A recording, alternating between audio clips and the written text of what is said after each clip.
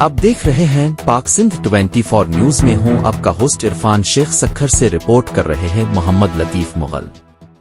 सखर में अजीम अलशान ईद मिलादुन्नबी रैली का इंعقاد। सखर में पाकिस्तान सुन्नी तहरीक के ज़ेर एहतमाम तहफظ अक़ीदा ख़त्म नबूत जश्न ईद मिलाद मुस्तफा रैली का इंعقاد किया गया, जिसमें सियासी, समाजी, मज़हबी रहनुमाओं और शहरियों ने भरपूर शिरकत की।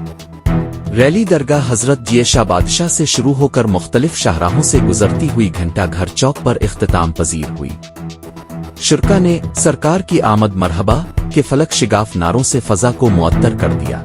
रैली से खिताब करते हुए रहनुमाओं ने कहा कि ईद मिलादल्नबी का जश्न हमें अमन, भाईचारे और इंसानियत के एहतराम का दर्स देता है।